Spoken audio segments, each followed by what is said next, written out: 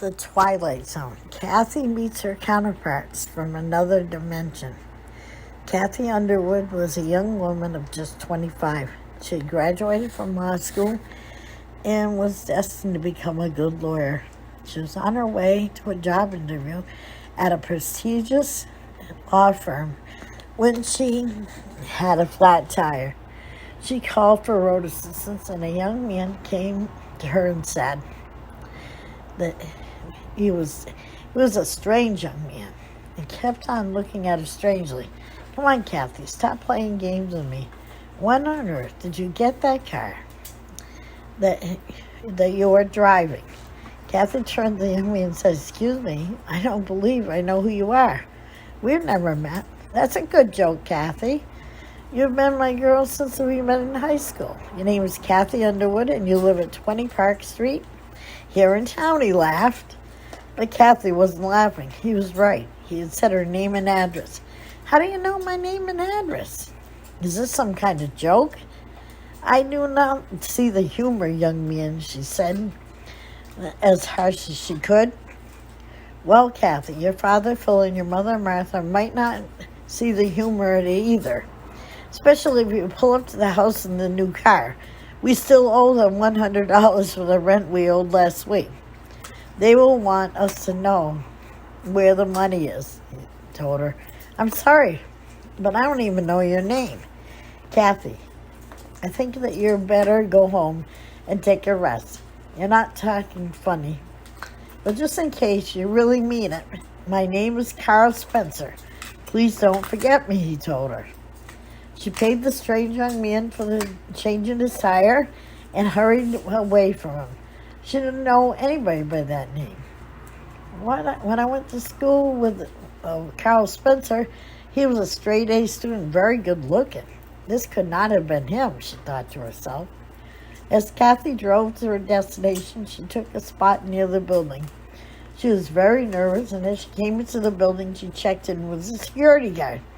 He had a very puzzled look on her face and told her that she was not on his list of people who were supposed to be arriving that day. She was a nervous wreck by this time, but fought hard to keep her cool. "Perhaps my name is not on the list for a simple error. Please call up the office and let them know that I'm here for an interview. I'm supposed to be seeing Mr. Dean," she said as nicely as she could. The security guard was on the phone several minutes, and he turned to Cathy and told her, "I'm sorry, but no one in the office has ever heard of you.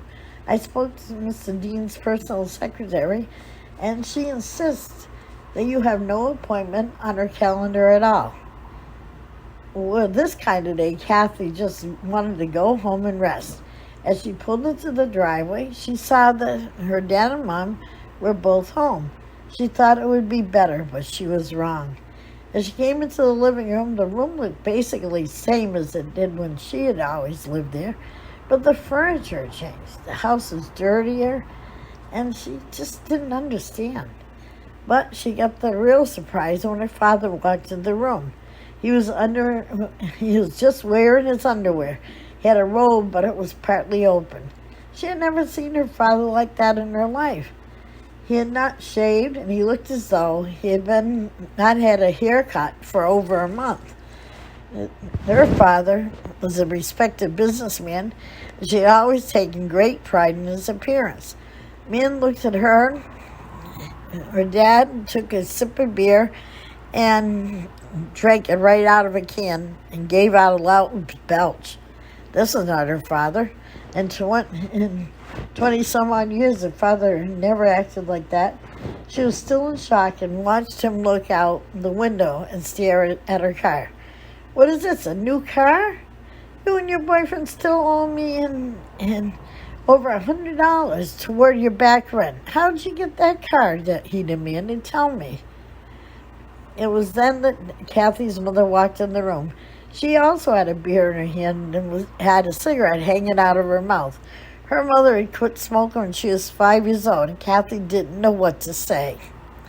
That was when Cathy decided to make a run for the car and see if she could make some sense of what was going on. She must be in a nightmare, and it must be something that she might be able to wake out of. Meanwhile, Cathy Underwood was on her way to see if she could borrow some more money from her mother and father.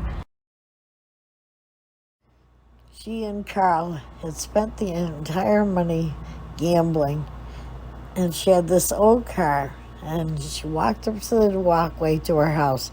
She thought to herself, boy, somebody's cleaned this place up. As Cathy walked into the house, she saw her mother sitting in a chair. As far as Cathy knew, her parents had no such furniture. She glanced outside and saw that there were 2 brand new cars in the driveway. This is odd, she said. So she decided to call Carl, but his phone had been disconnected. That was indeed strange. Mother said, how did your interview go, dear? Did you get the job? Cathy looked at the lady, looked just like her mother, and shook her head. She had no idea what this woman was talking about. Mom, I'm going to have to borrow some $100 again. Is it all right? Without even questioning her, Cathy's mother went over to her purse and got the money.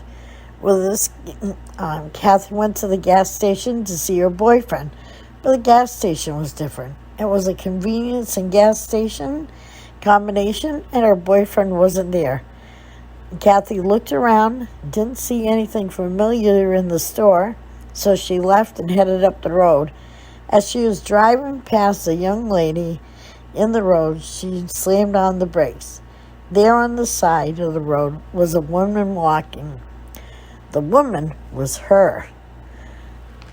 But in a blink of an eye, everything was gone, and she was back to the way she had known the world before this strange coincidence.